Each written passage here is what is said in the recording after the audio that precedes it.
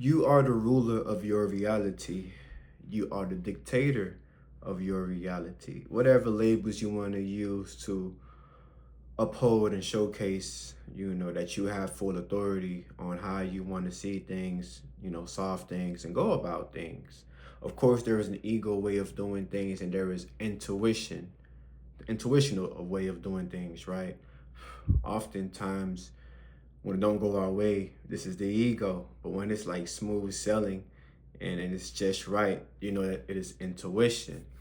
So with that said, you are the dictator of reality. You and only you alone have the key to your perspective to see things how you want to see it.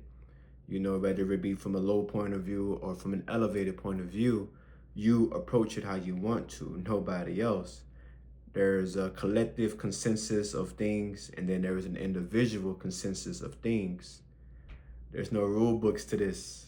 You are the dictator. You create your own rules.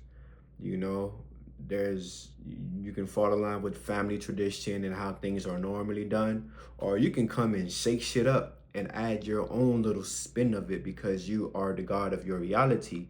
Nobody else can dictate things for you but you. But of course, you have to know that, right? It's such a difficult thing to know, especially in today's age where everybody's doing what everybody else is doing. And those who dare to be different and do their own thing are seen as outcasts, right? Outcasted from the society, outcasted from the tribe because you failed to fall in line. You didn't come here to fall in line. You came here to demonstrate your sovereignty. You came here to demonstrate your perspective, to experience your unique perspective. Although we all take in the same breath of air, the same prana, the same life force, I am ultimately the dictator and the chooser of how I want to use that energy as anything else and everything else, isn't it? Right? And therefore, in using that energy, one is simply collecting data to bring back as we remember ourselves into source, right? As each and every one of us are droplets of source, each and every one of us are also supreme as well too. Otherwise, I would just fall in line like an AI robot and do what everybody else is doing until I awaken something within me that says that, hey, you are an individual. Go seek what you really enjoy. You know what I'm saying? If you can find people or if you can attract people that is on the same frequency of you, equivalent, similar to it, you know what I'm saying, then that becomes your tribe, right? But if you can't, then it's fine to be by yourself. It's you're not even by yourself, by the way. But yeah, it's fine to go ahead and do it individually. And sometimes you may end up attracting a whole bunch of people, or sometimes you just may continue on that path. And even when you're by yourself, you're never by yourself, right? It's you. It is your body. It is the breath. It's so many cells. It is the organisms that is called organ within your body that has separate functions to help keep you and run your reality. It's so many other factors in here, right? That is helping, that is helping keeping you alive and therefore allowing you to exalt sovereignty, right? Allowing you to pave the way how you deem fit. And it's such a beautiful thing. I think we forgot that. We definitely forgot that. The egregor that is created by other individual beings that gets the collective consciousness to fall in line and do what everybody else is doing is something that some of us are finally coming online and to witness and know that it does do exist, that this entity here that is dictating the mass general. And then there are the few who create the energy, right? Who create these entities or ideas or entities. And a lot of other people gravitate towards them and love them and then ultimately forms a sisterhood or brotherhood. The law of attraction is then used, and now finally one becomes 100, 100 becomes 1,000, 1,000 becomes 100,000, and so on with many like-minded individuals. And ultimately, this is how you lift the frequency of the earth collectively, right? Which is happening presently, whether you know it or not. A shift has always been happening. You shift every present. You're shifting every moment, every day, every second, every hour, every minute, every week, every day, every year, every decade, and so on and so on. All the labels that they use to dictate how much time has passed, right? But yes, ultimately, you are the ruler of your reality. Exalt your rulership, bro. You know what I'm saying? Like, let people know how you come in. Let people know how you walk in, or don't let them know at all, and just your action will still let them know, isn't it?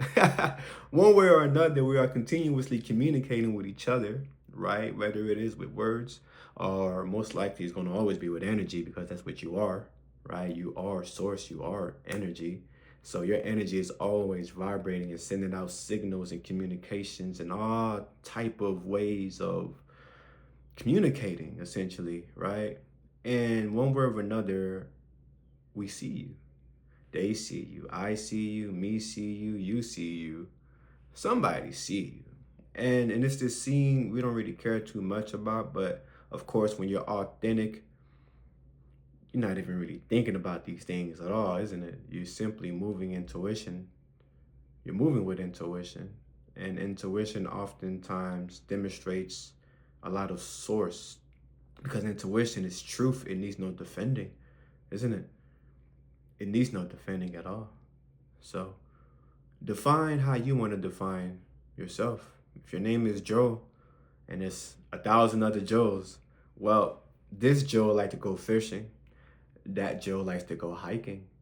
This Joe is very into much spirituality, the same Joe with many different purposes and definitions, isn't it?